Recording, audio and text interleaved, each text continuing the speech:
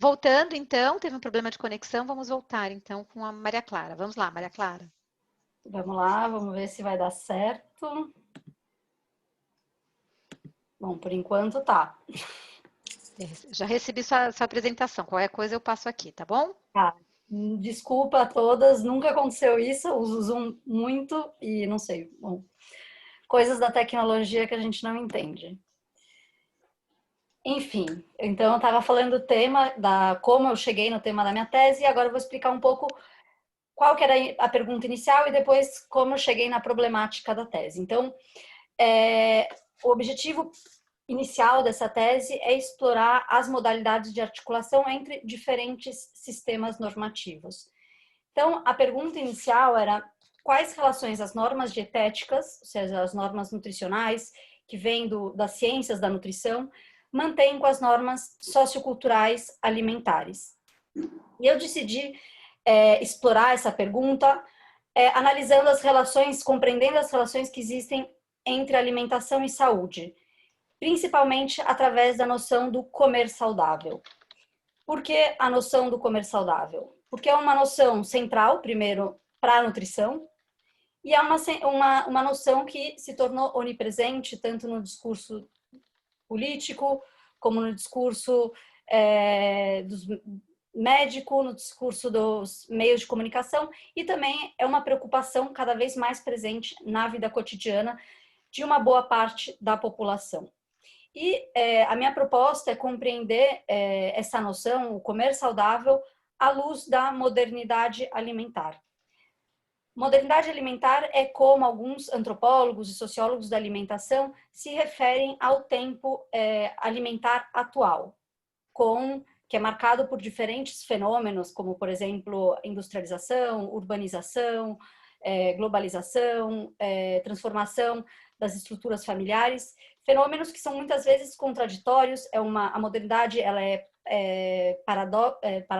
paradoxal e ela tem uma influência diferente em cada contexto, em cada país. Então, a abordagem que eu uso é uma abordagem interdisciplinar, então eu uso tanto elementos da socioantropologia da alimentação como da socioantropologia da saúde, e eu proponho uma abordagem dupla. Em primeiro lugar, ter como objeto de estudo os conhecimentos nutricionais e os profissionais implicados na criação e difusão de normas dietéticas, então, para verificar a influência das representações sociais sobre os conhecimentos nutricionais e sobre o discurso desses atores, que são os profissionais da saúde, os nutricionistas, e, por outra parte, entender a influência dos discursos nutricionais sobre a população leiga, ou seja, a população que não tem uma formação técnica oficial em nutrição, de diferentes contextos. Para explorar essa questão inicial e construir a problemática, o objeto de estudo, eu decidi me concentrar na análise de dois movimentos, duas tensões que marcam a modernidade alimentar. A primeira seria as relações entre global e local, e a segunda seria as relações entre discursos médicos, ou universo médico, e o universo sociocultural. São dois movimentos dialéticas que também se conectam tão em relação os dois. E eu vou compreender, dentro da minha tese, o comer saudável como resultado dessas diferentes relações que caracterizam a modernidade alimentar.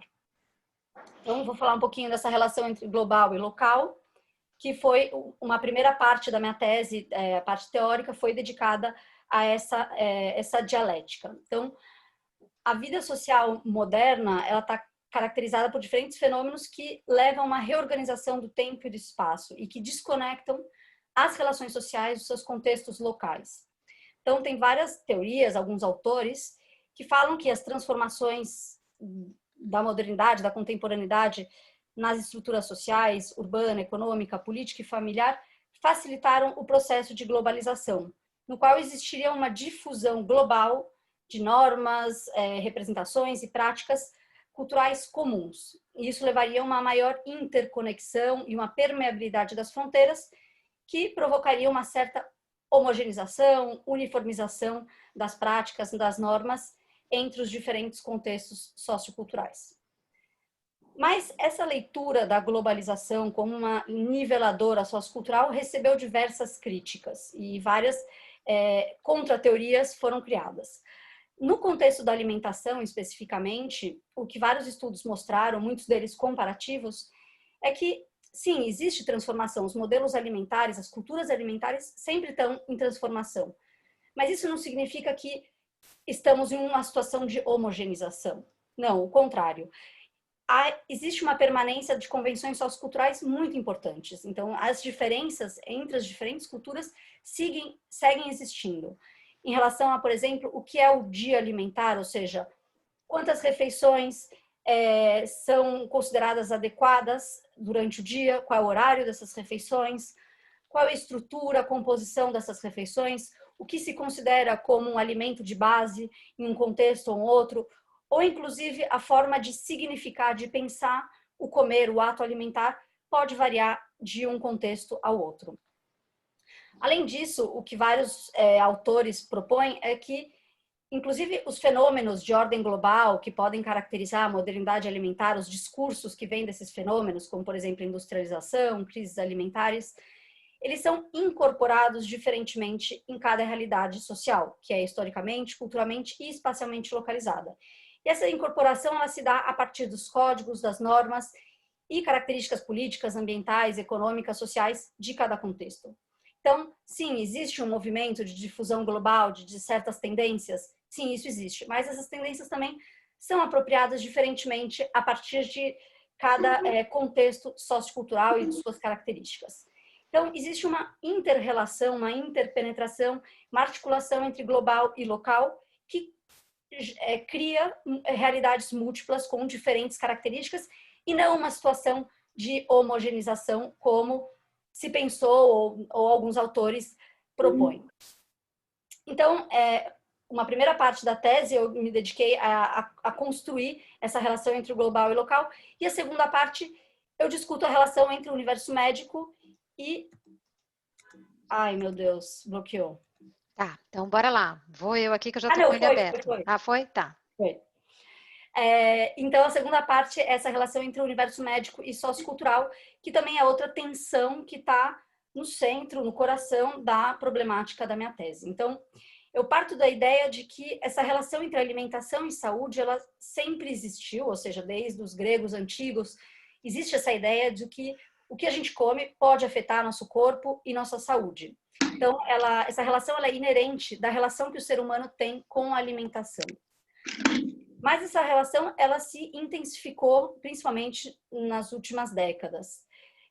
Alguns fenômenos colaboraram nessa intensificação. Então, por exemplo, a transformação do perfil epidemiológico, demográfico e nutricional da população, a lipofobia, que se intensificou, ou seja, a rejeição à gordura e ao corpo gordo, as crises alimentares. Quando eu falo de crise alimentar, eu me refiro, por exemplo, à crise das vacas loucas, ou a crise da gripe aviária. Então, todos esses fenômenos levaram à emergência de novas preocupações em relação à alimentação e novas percepções dos riscos associados ao consumo alimentar.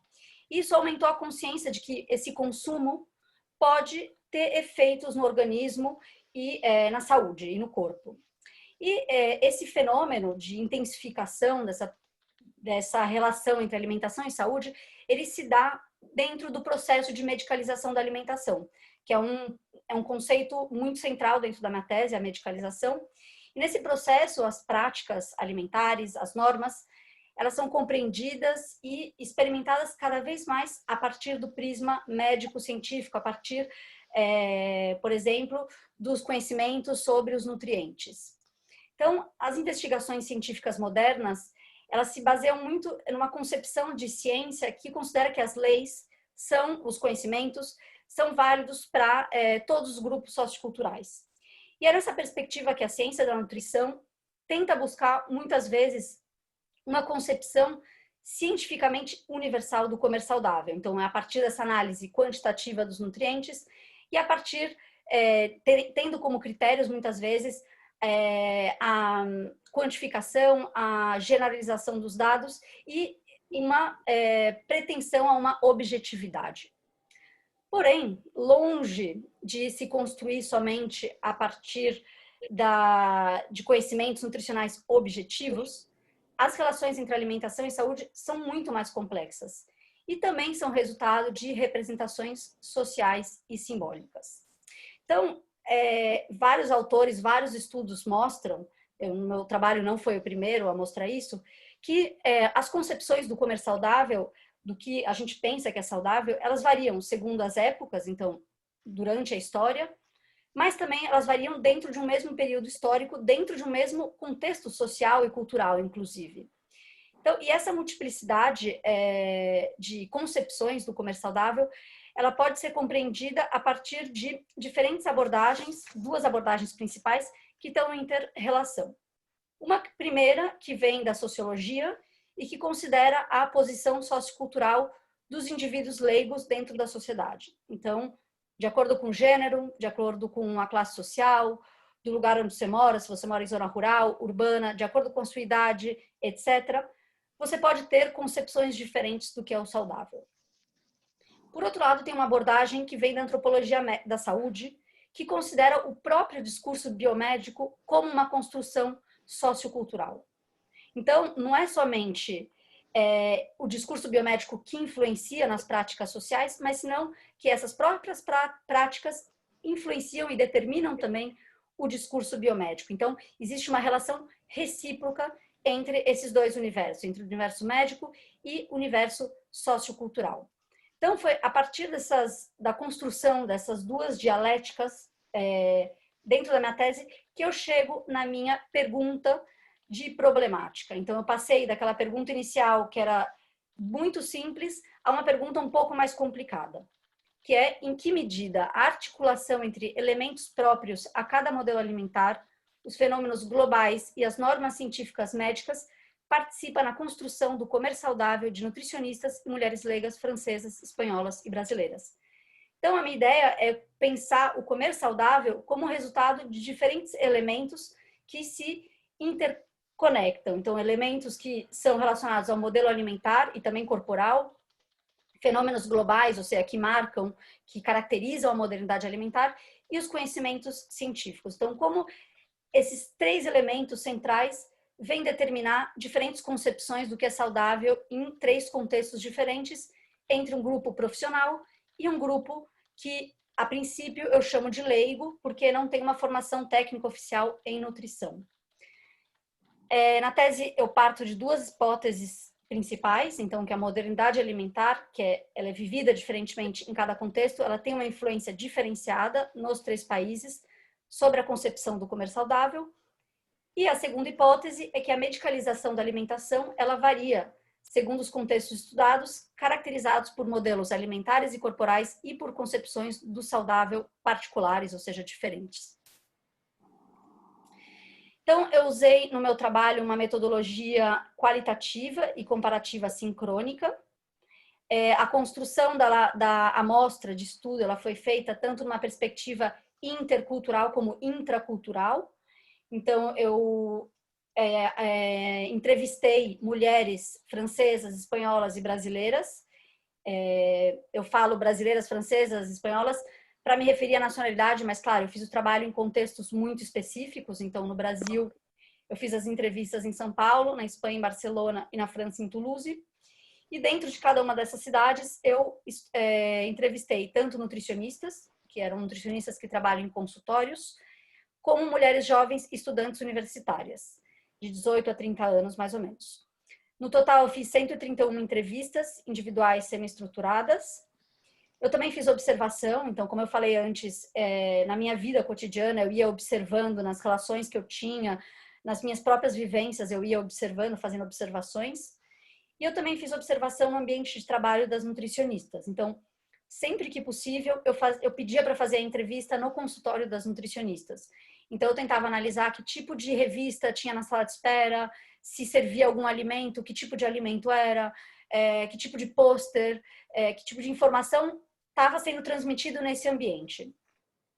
E eu também fiz análise dos materiais que as nutricionistas dão aos pacientes. Então, eu sempre pedia para as nutricionistas se elas podiam me passar, por exemplo, lista de alimentos que elas dão aos pacientes, menu, qualquer documento que elas tentam passar recomendações aos pacientes, eu tentei ver se elas podiam me passar para eu fazer uma análise. Claro, tudo era confidencial.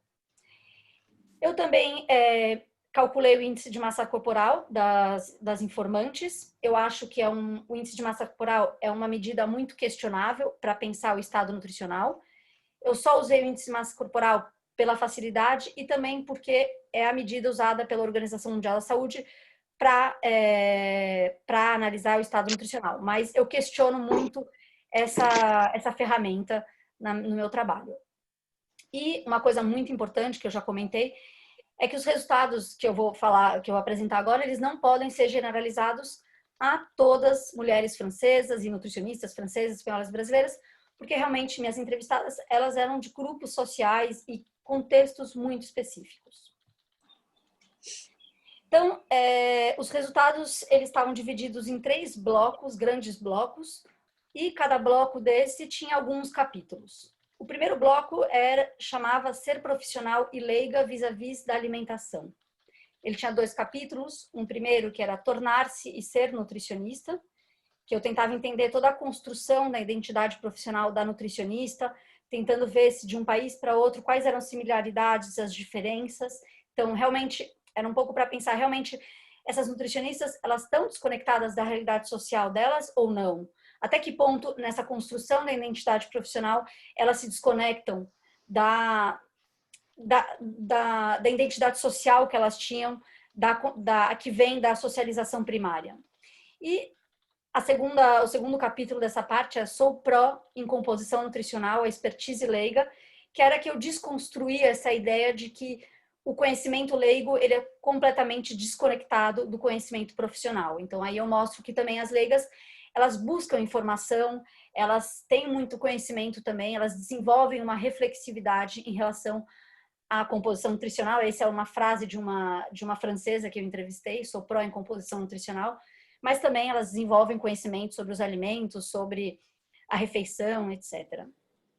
A segunda parte dos resultados era um pouco para entender quais são as normas alimentares e corporais e as representações das informantes.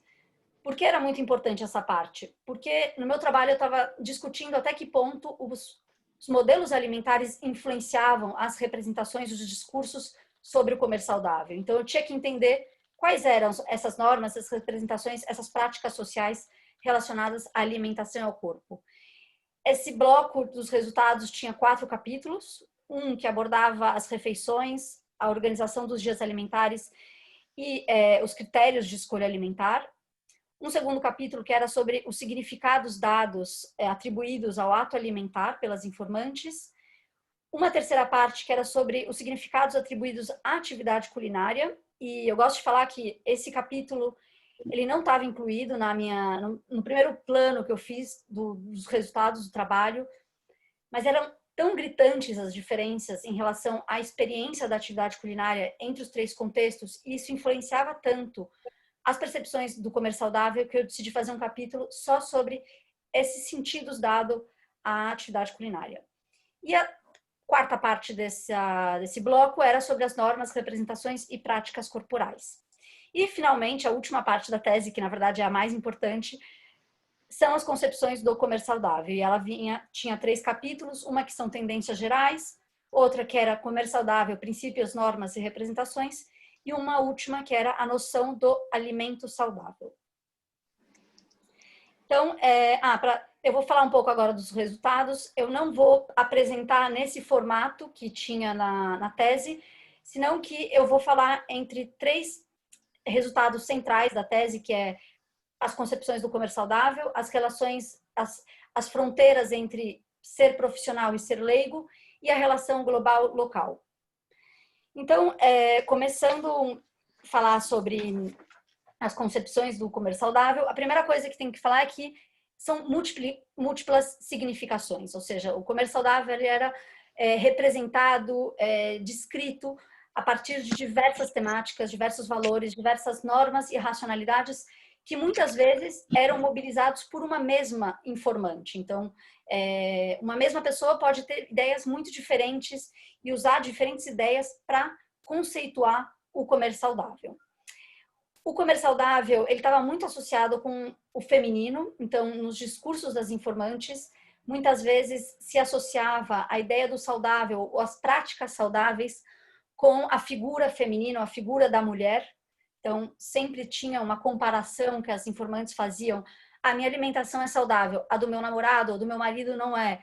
Ah, minha mãe come saudável, meu pai não. Sempre falavam desse conflito. Então, como o saudável como algo mais um atributo do feminino. Elas também tinham interiorizado normas, então tinha um imperativo normativo muito forte em relação ao comer saudável, que vinha com uma responsabilidade individual também interiorizada de que eu devo comer saudável, é uma responsabilidade, é uma obrigação comer saudável. E o desenvolvimento de uma série de estratégias para tentar ter essa alimentação saudável, ainda que muitas vezes não consigam, porque às vezes o que é considerado saudável vai contra os desejos, contra o que consideram prazeroso, contra o que se come em alguns momentos de sociabilidade. Então, isso também gerava, às vezes, uma culpabilidade que revelava uma dimensão moral muito forte associada com esse universo do comer saudável. E esse universo do comer saudável também estava relacionado com uma reflexividade alimentar. Ou seja, dentro dessa responsabilidade individual, dentro desses sentimentos de culpabilidade, também tinha uma questão de estar sempre pensando no que é saudável ou não. Então, quando eu ia entrevistar as informantes, elas já tinham muita coisa para falar sobre isso, porque é algo que elas pensam muito na vida cotidiana delas. E último aspecto geral desse comer saudável, não é o último, o penúltimo que eu falo desses aspectos gerais do comer saudável, é a lipofóbia. Então, o comer saudável é uma alimentação sem gordura. Outro aspecto geral desse comer saudável é que o comer saudável era muito associado a um tempo e espaço ideal. Então, as informantes, elas idealizavam a zona rural e um tempo passado como um momento e um espaço onde a alimentação era perfeita. E esse tempo e espaço ideal, nos 3 países, é sempre posto em oposição à alimentação dos Estados Unidos, que representa toda a industrialização, aqui na Espanha eles falam porqueria, não? Toda alimentação, comida basura, comida lixo. E o que é interessante é que, ainda que nos 3 países tinha uma idealização do tempo passado, o objeto da nostalgia era diferente nos 3 países. Então, na França se associava muito com o terroir, com o savoir-faire, com a convivialidade, com o cozinhar, com bons produtos. Elas me falavam muito aos bons produtos autênticos. Na Espanha já era muita ideia da dieta mediterrânea, até porque teve todo o processo de patrimonialização da dieta mediterrânea nos últimos 20 anos. Isso está muito presente no imaginário social aqui na Espanha.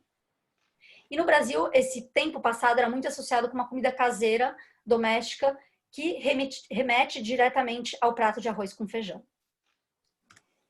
E, de forma geral, eu observei nos 3 países 2 concepções principais de comer saudável que se diferenciam pelos elementos considerados como necessários para alcançar boa saúde, as fontes de informação percebidas como legítimas, os efeitos que a alimentação pode ter tanto a nível individual como coletivo, as concepções de corpo, a percepção dos riscos alimentares e a maneira de categorizar os alimentos saudáveis. Então, nesse quadro, é um quadro que está na tese, que tem essas 2 concepções e os diferentes elementos que diferenciam elas. Então, por um lado, tem uma concepção que é mais nutricional, funcional, fisiológica, que ela está mais baseada numa racionalidade científica nutricional. Nessa concepção, o corpo do comensal, do indivíduo, ele é medicalizado, quantificado e concebido individualmente e tecnicamente. Se trata de um comer saudável percebido a partir dos riscos e efeitos fisiológicos associados à satisfação das necessidades orgânicas, à composição nutricional dos alimentos, como também em relação a regras precisas relativas à ingestão alimentar, como o equilíbrio, a variedade e a moderação. Nessa concepção, o alimento saudável ele é percebido a partir de uma perspectiva alimento-medicamento, na qual o alimento está desconectado do contexto e das práticas sociais dos atores sociais. Por outra parte, tem uma outra concepção que eu chamei de holística, porque ela vai mais além desse aspecto mais nutricional, biológico. Então, é uma concepção que integra mais elementos da ordem do como comer. Então, elementos como o prazer, o gosto, a convivialidade, a atividade culinária e a escuta do corpo são elementos mais valorizados ou usados para pensar o comer saudável dentro dessa concepção. Além disso, nessa concepção, o alimento saudável é pensado em termos eco-ideológicos, tendo em conta fatores éticos, econômicos, sociais e políticos. Então, o alimento saudável é pensado principalmente a partir da percepção das formas de produção, de cultivo e distribuição dos alimentos. Então, nessa concepção, as informantes, as entrevistadas, elas valorizam, por exemplo, os alimentos orgânicos, os alimentos de proximidade, os produtos locais, se é de estação, de temporada, se é fresco, a percepção que elas têm de se é natural ou industrializado. Então, esses são elementos que são mais valorizados para pensar o alimento saudável. E realmente tinha muita diferença entre cada contexto, em alguns casos, na concepção do que é um alimento saudável. Então, essas duas concepções, elas estão presentes nos 3 países e elas podem se confundir nas representações de uma mesma entrevistada. Mas elas estão presentes a intensidades de formas diferentes em cada um dos contextos que eu analisei. Então, as francesas, elas pensam em termos nutricionais, mas elas usam também de forma bastante importante a concepção holística. Então, no discurso das francesas, a noção de equilíbrio ela está muito associada à noção de prazer, de convivialidade, e as francesas falam muito da qualidade dos produtos em relação às formas de produção e à origem do produto. Os franceses tinham uma preocupação muito grande com os produtos locais, por exemplo. Já entre as brasileiras, a concepção nutricional ela era um pouco mais acentuada e a construção da relação alimentação-saúde era mais fundamentada nos benefícios fisiológicos e na composição nutricional. Já as espanholas, elas estavam numa posição um pouco intermediária, então elas usavam bastante essa concepção holística, mas também elas tinham um discurso nutricional mais forte, por exemplo, que as francesas. E outra particularidade das espanholas é que elas falavam muito usavam muito a noção de variedade para definir a alimentação saudável e também tinha uma valorização mais importante da dieta mediterrânea. E o que essa análise me levou assim, a ver é que os discursos das nutricionistas e das leigas, elas tinham muito mais similaridades que diferenças. E muitas vezes essas similaridades elas eram mais presentes dentro de cada contexto nacional. E aí eu chego na segunda parte dos resultados, que é questionar essas diferenças, essas fronteiras entre o universo profissional e o universo leigo. Então, a análise dos discursos das nutricionistas, das mulheres leigas, permite constatar que a permeabilidade da fronteira entre esses 2 grupos é marcada pela influência de discursos normativos similares. Então, as nutricionistas realmente, elas tinham um domínio mais importante do discurso técnico, do discurso nutricional, elas tinham uma identidade profissional que era resultado de um processo de socialização profissional. Mas as análises mostram que elas seguiam escritas dentro das realidades sociais delas e elas eram muito influenciadas pelas normas, pelas representações, pelas práticas sociais desses contextos. E que, inclusive, essas normas sociais, essas representações, influenciavam mesmo as recomendações das nutricionistas. Então, muitas vezes, recomendações das francesas eram quase opostas às recomendações das espanholas ou das brasileiras. Então, o discurso nutricional dessas profissionais variava muito segundo cada contexto.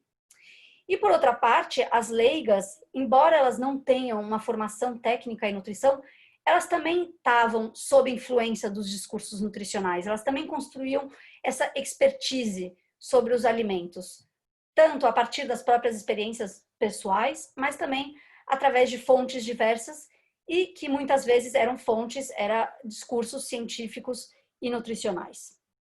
Então, aí eu vi que realmente dentro de cada país tinha uma consonância muito forte na forma de pensar o comer saudável.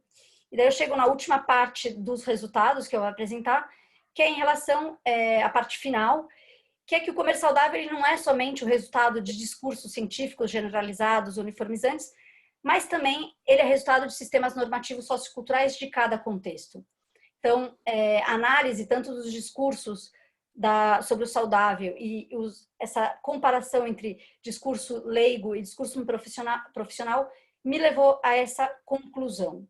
E que muitas vezes normas dietéticas que podem ser difundidas a nível global, muitas vezes pela Organização Mundial da Saúde, por exemplo, normas como a variedade, a moderação, que estavam presentes em todos os contextos, e tem vários estudos em vários países que mostram que essas normas estão presentes nos discursos sobre comer saudável. Então, essas normas elas são interiorizadas a partir de estruturas existentes em cada modelo alimentar, que estão inscritos em sistemas normativos particulares a cada contexto. Isso leva a que elas sejam apropriadas ou colocadas em prática de formas diferentes. Então, por exemplo, eu apresento esse quadro na tese, que é para falar como a noção de variedade, quando ela é aplicada ao que é pensado como uma refeição saudável, ela toma formas diferentes. Então, o que é considerado uma refeição saudável no Brasil não é a mesma na Espanha ou na França. Então, tem um ajuste, uma adaptação de certos discursos internacionais às práticas, aos modelos alimentares locais. Além disso, vários fenômenos globais, os discursos que vêm desses fenômenos globais, como, por exemplo, a lipofobia, a valorização da magreza ou as crises alimentares, eles afetam diferentemente cada país e modelam os modelos alimentares, como também as normas e as representações que influenciam diretamente na construção das significações do comer saudável. Então, por exemplo, eu vi, analisando a noção do alimento saudável, que algumas preocupações que estão muito fortes no contexto europeu, que, por exemplo, a crise da vaca louca, que no contexto europeu teve impacto muito grande, ou Chernobyl, por exemplo, todos esses fenômenos, esses acontecimentos tiveram impacto diferente na Europa que em outros contextos, como no Brasil. Isso influencia como essas informantes atualmente pensam o que é saudável, o que é um alimento saudável. Então, se existe uma difusão internacional de discursos médicos, ela não funciona como uma niveladora sociocultural. Então, a modalidade alimentar ela é diversa segundo cada contexto e ela tem uma influência diferente na construção do comer saudável em cada país. E a medicalização da alimentação não deve ser tomado como um processo homogêneo segundo em todos os contextos socioculturais. Não, ela varia segundo os contextos e se opera a diferentes intensidades. Ela depende dos fenômenos aos quais ela se afronta, como crises alimentares, ambientais, as normas corporais, a organização política, social, econômica, e os modelos alimentares e corporais. Então, para concluir, que eu acho que eu já devo ter me estendido muito, meu trabalho usou uma abordagem teórica e metodológica interdisciplinar. Eu proponho, ao final, uma socioantropologia das normas dietéticas, então é relativizar as normas dietéticas, questionar a construção, desconstruir essas normas e os discursos nutricionais. E o trabalho ele tem diferentes contribuições para as diferentes áreas com as quais eu flertei nesse doutorado. Então, para a socioantropologia da alimentação, eu fiz a minha contribuição é uma análise de modelos alimentares de 3 países em um contexto marcado por profundas transformações que afetaram as dinâmicas espaço-temporais do comer. Para a antropologia da saúde, eu analisei o impacto do sociocultural sobre os discursos médicos de diferentes países industrializados, o que ainda é pouco estudado, e essa análise serve para relativizar as ambições universalizantes do discurso científico e questionar também as fronteiras entre categorias leiga e profissional.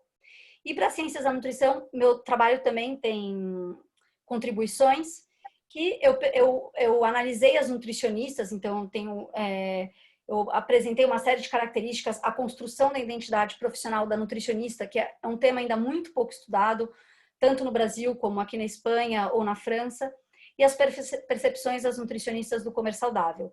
E os resultados, eles servem, em alguns casos, para repensar a formação das nutricionistas, para tentar contribuir para melhorar a forma de transmitir as recomendações nutricionais e quais são essas recomendações. E elas servem, sobretudo, para tentar quebrar com essa posição muitas vezes dogmática que os profissionais da saúde, os discursos políticos assumem de transmitir as recomendações como verdades absolutas. E essa comparação entre diferentes contextos mostra que o que é saudável num contexto pode não ser no outro, inclusive dentro do discurso nutricional. Então, algumas limitações do trabalho, foi feito com grupos muito específicos, em contextos específicos, então, ampliar os grupos e contextos de estudo seria necessário. Além disso, eu fiz o estudo a partir de uma perspectiva sincrônica, e como eu falei antes, os modelos alimentares, as normas, estão sempre transformando, então um estudo diacrônico poderia ser muito interessante.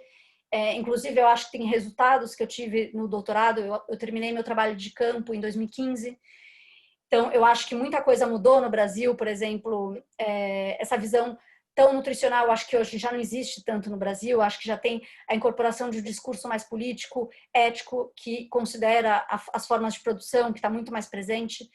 Então, eu acho também um estudo diacrônico poderia ser muito interessante. E um aspecto que eu vi que não está nada estudado é a questão das nutricionistas e o conteúdo da formação das nutricionistas na França e na Espanha, que a gente tem muito material sobre isso no Brasil, mas aqui no contexto francês e espanhol é um campo ainda insuficiente. Bom, depois a Juliana pode passar alguns artigos ou capítulos de livro com resultados da tese, se vocês tiverem interesse. Espero que não tenha sido muito chato me escutar tanto tempo.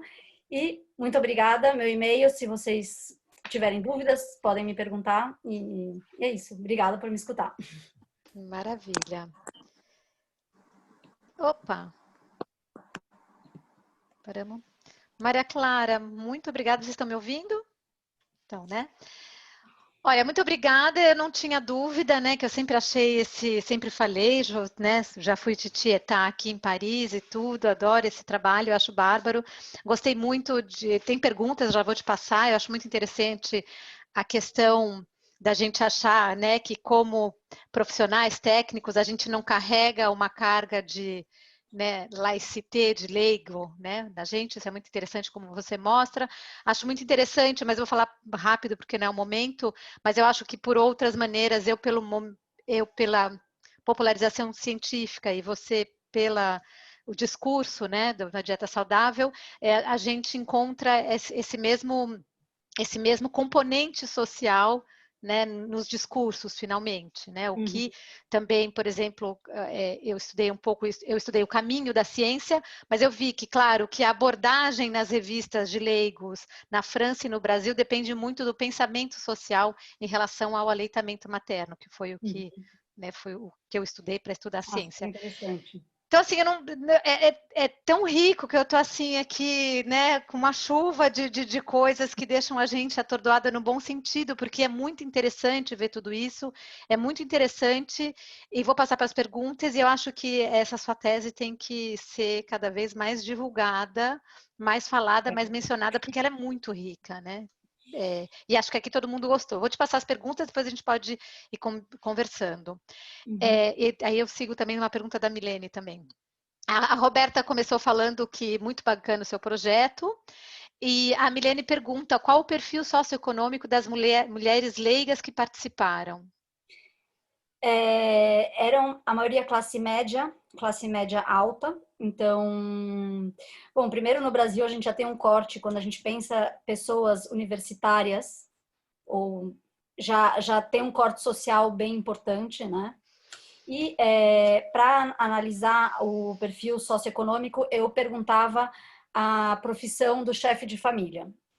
Então, a análise mostrou que nos 3 contextos eram pessoas de classe média ou classe média alta. Eu quis incorporar, durante o trabalho de campo, outro grupo social, inclusive eu tentei encontrar um grupo que eu pudesse comparar, outro grupo que representasse uma classe desfavorecida nos 3 países. Foi muito difícil, porque, claro, a organização social é muito diferente entre os 3 contextos, né? Eu comecei a fazer entrevistas no Brasil, eu tinha tentado trabalhar com caixas de supermercado que nunca tinham entrado no estudo superior, mas eu não conseguia, assim, já tinha muita entrevista. Depois, quando eu cheguei no contexto francês e espanhol, eu não consegui, porque as caixas de supermercado, na maioria dos casos, muitas vezes, eram estudantes universitárias. Então, eu deixei, acho que também quando você faz uma comparação, o trabalho ele pode ter vantagens, porque você tem perspectivas diferentes de 3 países, mas você não consegue abarcar toda a complexidade social num estudo comparativo quando você tem 3 países. Então, eu tive que fazer uma escolha, eu não podia perder mais tempo, né? Eu fiquei fazendo trabalho de campo 3 anos, entre idas e vindas, né, entre os 3 países. Bom, é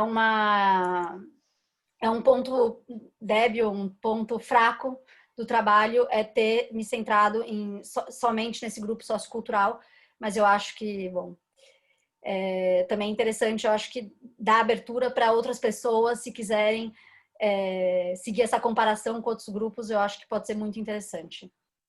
Tem mais pergunta. Eu só, aproveitando isso de questão de, né, nível social e tudo, você viu alguma diferença em função do preparo, entre aspas, intelectual, sabendo que o nutricionista brasileiro tem 4 anos de formação e o francês tem 2, basicamente? Você percebeu esse tipo de diferença ou não? Não percebi. Tá. É engraçado isso, eu falo isso na tese, da questão da diferença dos anos de formação, e não percebi. Inclusive, no Brasil, eu entrevistei algumas pessoas que tinham feito em universidade pública, então são 5 anos, né? Uhum. E, inclusive, eu sou professora aqui no departamento, dou aula em nutrição aqui, eu acho que tem muita diferença já. Aqui são 4 anos a nutrição, mas eu acho que é diferente a formação, mas mesmo assim eu não percebi em relação aos anos de formação, a carga horária, não. O que eu percebi mais é a reação, o discurso, assim, que era muito diferente. Não sei, por exemplo, as francesas, elas consideravam muito a questão do produto local, as nutricionistas francesas, para falar o que era saudável, o alimento saudável. As brasileiras usavam muito mais a questão dos produtos funcionais, assim, o discurso da nutrição funcional, por exemplo, que eu não encontrei nos outros 2 contextos, eu encontrei no Brasil. E você A acha que diferença é hoje, mais... nesse sentido, se você refizesse no Brasil, porque na época que você fez, a funcional estava na moda, hoje em dia é o comportamental. Você acha que esse Sim. discurso mudaria em função da moda? Eu acho, com certeza, eu acho que assim, tem várias coisas que eu acho que hoje em dia no Brasil a gente teria outro discurso. Primeiro, tem o Guia Alimentar, que foi lançado em 2014, mas foi lançado acho que em 2015, né? Foi realmente difundido em 2015, e que tem um discurso totalmente em relação à convivialidade, ele é um discurso mais holístico, né? Usando as categorias que eu usei no meu trabalho. E eu acho que esse guia, hoje em dia, ele já tem um impacto mais importante no discurso das pessoas. Eu acho que, assim, muitas vezes é um discurso vazio, porque eu acho que às vezes as pessoas falam de comer local, comer orgânico, ou comer natural, mas sempre com esse tendo no fundo a questão nutricional. Eu acho que não todo mundo realmente incorporou esse discurso do guia de forma genuína e real. Eu acho que ainda tem muita influência nutricional, ainda que as pessoas falem muito da comida de verdade, que era um conceito que na época que eu fiz a entrevista não saía, por exemplo. E hoje em dia está muito de moda, né, a questão da comida de verdade. E logo eu acho que também tá a nutrição comportamental, que veio com tudo, e também eu acho que tem esse discurso de algumas nutricionistas que apareceram, que viraram muito midiáticas, sobre o prazer ou a convivialidade, que também a gente pode questionar, desconstruir esse discurso, mas acho que também isso influenciou bastante. Eu acho que hoje o discurso seria muito diferente, mas ainda assim eu acho que manteriam diferenças entre os 3 contextos. Eu não acho que é igual, porque até as normas são diferentes. Então, por exemplo, quando eu estava falando da refeição, uma coisa que eu nem sei se hoje em dia no Brasil está assim, mas pelo menos quando eu fiz nutrição e quando eu fiz as entrevistas, era a ideia de que não se deve comer lácteo no final da refeição. E na França, as nutricionistas recomendavam iogurte ou queijo no final da refeição. E daí você vê como o discurso nutricional, afinal, qual que é o certo, sabe? Então, essas coisas sim que eu acho que se mantêm muito diferentes. Eu E também como o me discurso se choquei. adapta aos modelos Me choquei alimentares. com o iogurte ou com leite no final da refeição também. Maria Clara, eu vou ser só um pouco chata, assim, meio congressista, né? Porque a gente já está passando o tempo e tem bastante pergunta. Então, vou tentar fazer rápido, e se você também puder, tá bom? Foi possível avaliar o comer saudável com o hábito de preparar o próprio alimento? Como assim? Não Sim, se você entendi a fez uma pergunta. relação do comer. É isso, Milene? Pode abre a sua. É isso. Se você fez uma relação entre o comer saudável e as pessoas que têm esse discurso do comer saudável, se elas preparam as próprias refeições.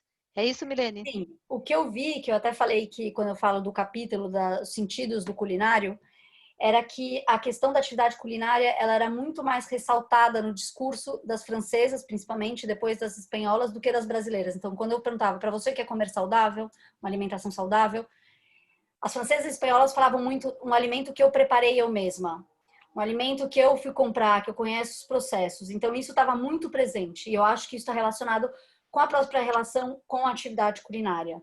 Que eu acho que no Brasil, muitas vezes, isso também está transformando. Eu acho que no Brasil tem uma gourmetização da cozinha, né? Até hoje em dia tem apartamentos, tem 2 cozinhas, hoje em dia no Brasil. Mas eu acho que o cozinhar no Brasil foi considerado como uma atividade muito secundária durante muito tempo, uma atividade que não era de mérito e que muitas vezes era realizada por empregadas domésticas. Inclusive, a figura da empregada doméstica não sai nos discursos na França e na Espanha e está muito presente nos discursos das pessoas que eu entrevistei, inclusive porque eram mulheres de classe média alta. Então, é uma relação mais distante com a cozinha que eu encontrei nas entrevistadas no Brasil, do que com as francesas e as espanholas. Maria Clara, Inclusive, fala. não fala. Eu tô sendo Senão congressista, eu não tá, paro de falar.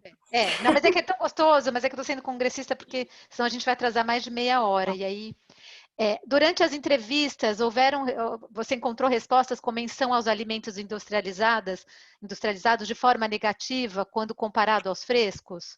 Sim, era uma noção bem central na questão da alimentação saudável, do alimento saudável, era uma categoria muito usada, essa comparação todo o tempo natural industrializado, e quando se pensava assim de forma geral a questão da produção dos alimentos, do cultivo, como um critério para pensar o saudável, a questão do industrializado era o mais presente, assim, era o discurso mais presente nos 3 países, assim, né, nessa forma de pensar o saudável. Estava bem presente. Maria Clara, depois você tem, né, só elogios, e aí a gente passa para a pergunta da Dianara. Se possível, se você pode falar um pouco sobre o olhar para a formação do nutricionista, se você tem algo a sugerir para essa reformulação ou Eu revisão. tenho várias coisas. Eu acho que a incorporação da questão da perspectiva sociocultural tinha que ser feita de forma mais real e efetiva, não, por exemplo, muitas vezes os cursos de nutrição, tanto aqui como na França ou no Brasil, colocam antropologia e sociologia no primeiro semestre ou no primeiro ano, e é muitas vezes vivenciado como uma matéria uma disciplina que não é importante. E eu acho que isso tem que estar, a antropologia, a sociologia tem que vir mais adiante, quando a pessoa já tem uma maturidade, já pode tentar conectar o conhecimento ou a perspectiva sociocultural com a função dela e com o trabalho dela. Ou nem que tenha no primeiro semestre, no primeiro ano, mas também mais para frente. E eu acho também fundamental ter mais discussão em relação às normas corporais também, que isso é algo que sai muito no trabalho. Então, um discurso totalmente gordofóbico, assim, discursos que eu caía o queixo, assim, quando eu escutava de nutricionistas falando isso. Muitas vezes nutricionistas que a maioria dos pacientes são obesos ou com sobrepeso e tem discursos horríveis. E eu acho que isso tem que ser realmente retrabalhado na formação do nutricionista e não ter essa formação de que o sobrepeso, a obesidade são ruins, que isso está relacionado com prática alimentar, e tentar pensar mais o contexto macro social e político, social, que determina as práticas alimentares, não? E eu acho que tem que ter uma reestruturação assim da formação. E Maria Clara, você não acha, assim também, por exemplo, o que você falou, eu concordo, né? Mas essa antropologia e sociologia, porque além da gente ter no começo da formação, ela é completamente, como a psicologia, ela é completamente desconectada do campo, do nosso campo de trabalho, né? Então, eu não sei se você concorda de que além de colocar em períodos onde o conhecimento técnico, né, científico tenha sido adquirido e que depois se tenha maturidade, mas que eles sejam realmente mostrados dentro do nosso campo, dentro da nossa realidade, né? E não como teoria de antropologia que a gente. Eu acho que isso algo difícil, assim, eu lembro, bom, hoje em dia deve ter mudado muito, eu lembro quando eu fiz nutrição, a gente estudava em sociologia, Fordismo, não sei o quê, que realmente era muito geral, assim, pouca coisa a gente viu realmente de antropologia da alimentação. Eu, como professora de antropologia da alimentação para estudantes de ciência e tecnologia de alimentos e de nutrição, eu tento sempre fazer uma ponte com o trabalho deles. Então, na primeira aula eu falo, por que vocês têm que ter antropologia? Vocês vão ter pacientes de diferentes origens, diferentes classes sociais, vocês têm que saber. Mas é difícil, porque ao final é tão pouco tempo que a gente tem de aula, que você tem que ter uma base passar uma base do que é cultura, do que é identidade, do que é sociedade, e que afinal realmente falta tempo, eu acho, que para fazer atividades e que eles possam perceber de como usar isso na prática.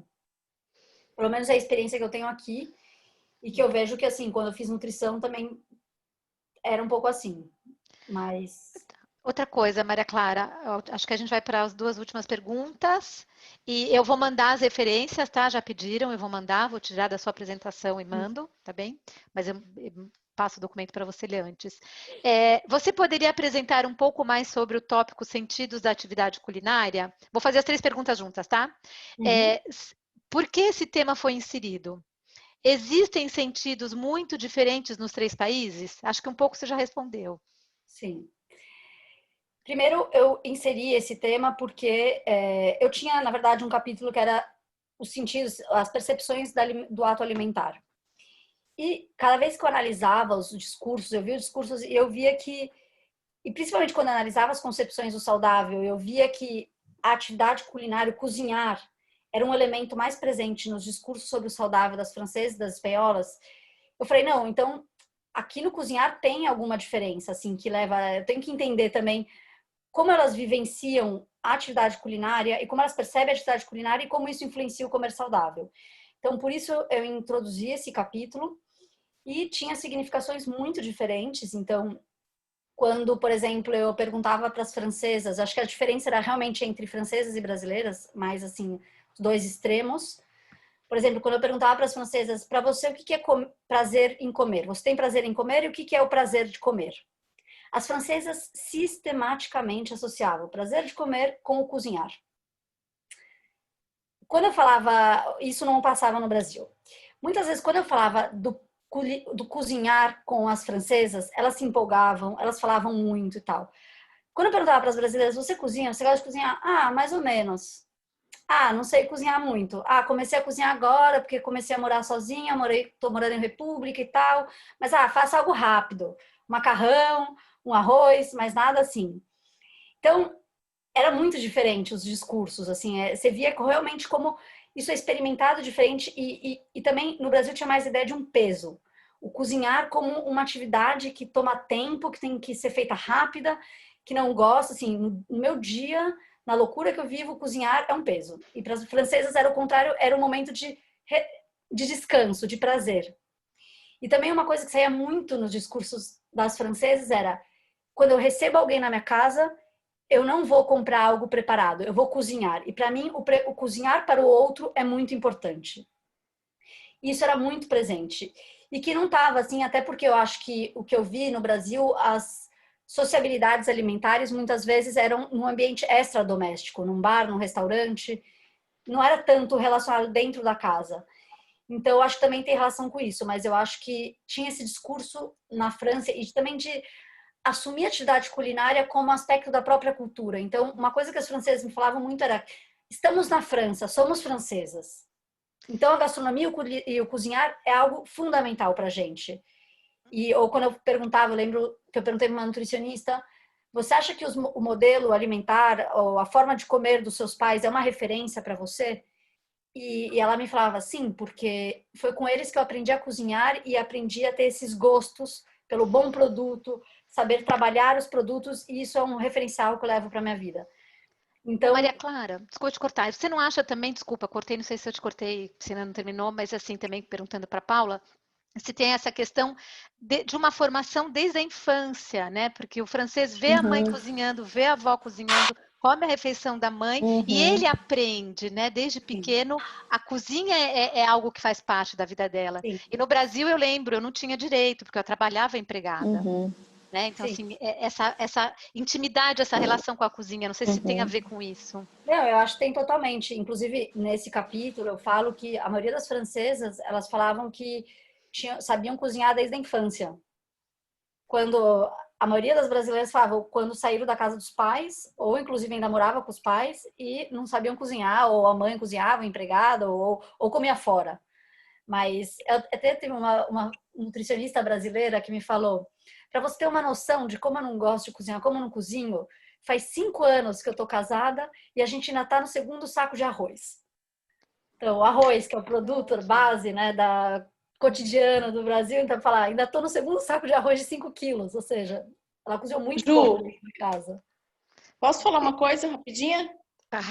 Escreve lá, vou te abrir, peraí, porque senão né, Tá, não pode ter uma regra para Vânia tá bom. Rosignoli. Pronto, vai lá, você pode escrever. E só uma coisa do cozinhar, um declique que eu tive também, foi uma coisa que não foi com as minhas entrevistadas, foi uma vivência que eu tive. O meu namorado, ele é francês e ele morava numa república.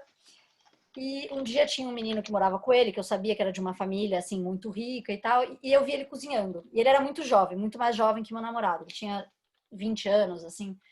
Eu perguntei para ele, mas você cozinha? Você gosta de cozinhar? Inclusive, eu coloco essa história na tese. Falei, você gosta de cozinhar e você sabe cozinhar? Ele falou, óbvio que eu sei cozinhar. Você conhece alguém que não sabe cozinhar? Aí eu fiquei pensando, bom, eu conheço, várias amigas não sabem cozinhar. E para um brasileiro seria normal a resposta, não, não sei cozinhar. E para ele pareceu absurda a minha pergunta. E daí isso foi um declique muito grande, assim, nesse processo de pensar a diferença da atividade culinária. E Interessante. por isso eu incluí esse capítulo que eu achei que era bem importante, assim, de trabalhar. Vânia, Paula quer falar alguma coisa? Só porque explicar, tá, a diferença, porque eu peço todo mundo para escrever, mas a Sim. Paula é coordenadora do Papo à Mesa também, tá? Por isso que eu deixo ela Eu abrir. acho que eu concordo com tudo que a Maria Clara falou. Eu acho que aqui no Brasil a gente tem uma questão, né, entre aspas, de uma certa prisão feminina relativa à cozinha, né, ao espaço da cozinha e principalmente a cozinha doméstica, né. O discurso da gastronomia ele chega, né, no Brasil por uma via bem elitizada, né, porque ele vem a partir mesmo dessa influência francesa, né, que não estava disponível a todos, né, era um acesso aí restrito. E ele também, né, pelo menos aqui no Brasil, a gastronomia ela também tem essa diferença, né, no impacto quanto ao trabalho feminino e masculino, né? Então a gente vê muitos chefes, né, homens, que têm uma perspectiva aí do trabalho super difundida e não acontece necessariamente, ou é muito recente que isso seja um espaço feminino, né? Então tem uma questão do espaço interno, né, resguardado para o feminino, que é a cozinha doméstica, e o espaço, né, o cenário ou o espaço assim do público, né, que é do masculino. Então, né, é uma questão histórica provavelmente Eu acho que isso também. também existe bastante aqui, assim, quando você vê os chefes de cozinha. Então, isso é falar no mundo da cozinha. Os chefes de cozinha de estrela Michelin, por exemplo, aqui na Espanha tem um dado que eu acho que 9% só é mulher e o resto é homem. Mas eu acho que também uma coisa que eu tô falando da atividade culinária e eu esqueci de pontuar, é a atividade cotidiana, né? Porque eu acho que também as entrevistadas, às vezes, elas falam, mas no final de semana, fazer uma coisa especial, um bolo tal.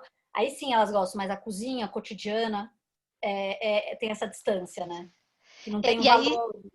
isso até junta com o que a Vânia comentou, a Vânia comentou que ela tenta passar para as pacientes desculpa, esse hábito de cozinhar, mas que o cozinhar é visto como algo pejorativo, que denigre a mulher, ela ter que ir para a cozinha, e é algo que vai muito, acho que nesse contexto social, né, também, que Claro. tem, né, e o fato também que eu acho que posso estar errada, o homem brasileiro é muito mais machista que o europeu, né? Sim, Que eu vou fazer cozinha para a família toda, né? sim. Que Não, com o europeu certeza. já cresce cozinhando junto com o pai. Gente, olha, Maria Clara, mais uma vez, né? Infelizmente tem assim esse minutinho que inventaram o sol, inventou essa história da gente seguir ele e contar horas e dias. Culpa do sol, a gente vai ter que parar, infelizmente, maravilhoso. Obrigada, já elogiei, mas não é para ficar só, né, jogando confete aqui, realmente é muito bom. Acho que até todo mundo batendo palminha para você. Obrigada. Adorei também, Ju. E que você deixe a gente colocar isso no nosso YouTube. Vamos ver se você não vai ficar com vergonha e deixar a gente colocar lá. Obrigada a todos. Eu tive uma ideia aqui com a Maria Clara, vamos ver se a gente apresenta o comer do Fischler, que é muito interessante, que mostra essas relações, né, da refeição, do preparar, do receber, interessante. O próximo Papo à Mesa, daqui a 15 dias, é com a Semiramis Domeni, ela vai contar do livro que ela coordenou e dirigiu também, e escreveu uma parte, sobre os alimentos, né, e a sustentabilidade no Brasil, o uso de alimentos locais, e é bem interessante também. Maria Clara agora já conhece, eu sei que pra gente sábado, 14h nem sempre é cômodo, mas você já conhece. De comida, gente. Então, o espanhol tá jantando, almoçando, desculpa. O francês já comeu, e o espanhol tá na hora do comer. A gente, o próximo, então, né, espero a Maria Clara num próximo, se ela quiser também vir participar com a gente. Obrigada por todo mundo. Eu digo, tem sido um prazer receber vocês e tem sido um prazer receber os convidados. Bom sábado a todos. Obrigada, bom Tchau, obrigada. Adorei, Ju. Dúvida, tchau, parabéns, Maria Clara. Mando sim. Se alguém não anotou o e-mail da Maria Clara, me peçam que eu mando, tá bom? Parabéns, tchau, tchau. Valeu, obrigada. Tchau.